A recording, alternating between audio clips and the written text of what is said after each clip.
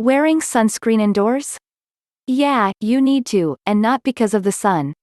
All that increased screen time is effing with your skin. Let's be real, working from home for what feels like 93,458 days, some of us are trying to retain a sense of normalcy by putting on makeup every day and finally mastering an acne routine, while others are completely rejecting things like, pants. Who is really sliding on jeans RN? But where does that leave products usually reserved for the outdoors, like sunscreen? As a dedicated sunscreen wearer, I've been questioning if my daily layer of SPF is even worth it, considering how little I've been leaving my apartment these last few months. I mean, sunscreen is mainly supposed to protect you from the sun, right? Wrong. Kinda. Because as I quickly found out after chatting with the experts, when you're outside, it's also majorly beneficial at preventing skin damage, wrinkles, and dark spots that can creep up when you're sitting on your couch, scrolling through Instagram. Why is sunscreen so important?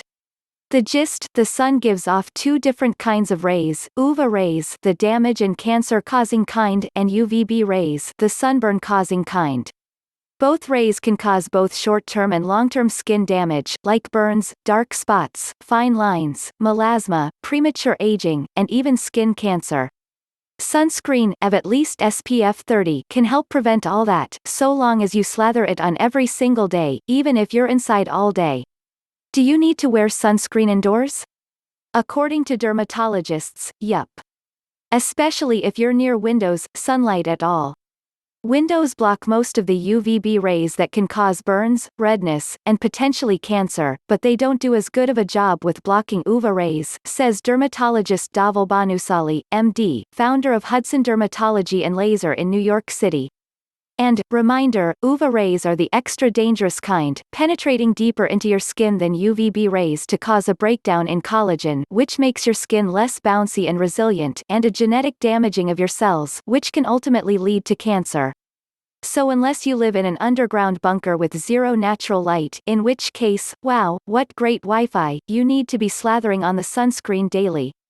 Just make sure the formula you're using has two key things: SPF of at least 30, and the words broad spectrum, which blocks both UVA and UVB rays coming in from your window, says Dana Stern, MD, a dermatologist at Laser and Skin Surgery Center in New York. You'd think a broad-spectrum formula would be a given in 2020, but, surprisingly, a ton of sunscreens only offer protection against UVB rays, so really pay attention to the label. FYI, your computer can also damage your skin. It's not just the light from your windows or your daily walk that can lead to skin damage. Blue light, i.e., the glowing light from your smartphone and computer screen known as high-energy visible light, or HEV, can screw with your face, too, leading to dryness, irritation, and early signs of aging. The inflammatory response that blue light incites can exacerbate redness and set off enzymes in the skin that break down collagen and elastin proteins. Loretta Ciraldo, MD, a dermatologist in Aventura, Florida. Translation: all that screen time can subtly, yet potently, irritate your face over time. But don't freak out, there's only so much you can do, right? Just make sure that the SPF you're slathering on each morning is a mineral-based sunscreen rather than a chemical sunscreen, which tends to protect you better against all kinds of light, since it acts as a physical barrier against pollutants, rays. So which sunscreens are best? Believe it or not, there are comfortable AF SPFs that you'll actually want to wear at home. Think formulas that aren't greasy, sticky, or chalky and won't make you feel like you're wearing a mask. Remember to like us on Facebook, fb.com/DermaSafe.